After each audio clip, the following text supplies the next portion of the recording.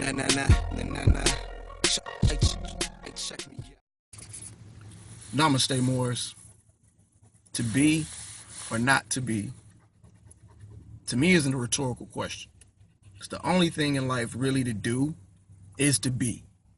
You see this right here? My Old English 13. It's symbolic for a lot of different things. Initially, I was creating an Old English D using the 1 and 3 for 13 because 13 represents life and death.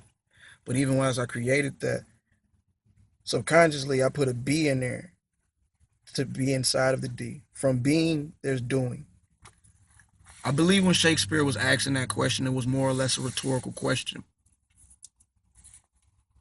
But it's a very deep question, really, especially with everybody not being. What do you mean everybody's not being? People aren't being themselves. People are being like everybody else because people want to be accepted. I spoke about being accepted in one of my other videos, but in this one I want to talk about the rejection people face when they're actually being themselves. So it poses the question, why do people actually want to be if they're going to be rejected for who they are? Because people can't accept that. That's unfortunate because it really turns a lot of people off of really expressing themselves. And in life, that's all we have. All we have is our expression of self, our self-expression, our ability to communicate who we are through what we do. But most people want to be like everybody else. Oh, I want to be like Mike. I want to be a trap nigga. God bless all the trap niggas. Look at that wrist. That's just sweet though.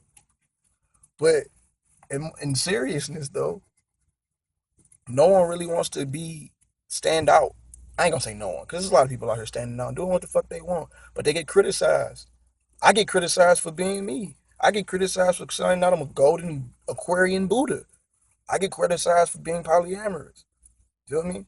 I get criticized for speaking my mind and expressing myself how I want to and how I'm going to. But I've just grown to the point where I don't give a fuck who like it or not. Because I love me. See, the more people start to love themselves, fall in love with themselves, rise in love with themselves, and accept themselves, the easier it is for them to be. Because people are going to test you and judge you. But at the end of the day, they really want to see if you're really about that life. And it doesn't necessarily mean being about that life of, selling drugs and all shit. Like being about the life that you're fucking living. Are you about the life that you're fucking living? Are you really? Or is the opinions and suggestions and judgments of other people going to break you from living that life that you want to live or that you were born to live? Because if so, you ain't about that life. You might as well kill yourself. I don't condone that shit because that's weak. If you incarnated on this planet, man, you came here for a motherfucking reason and you're a warrior. You're strong. So to be or not to be, to me, is a rhetorical question. Because if you ain't being, what the fuck are you doing?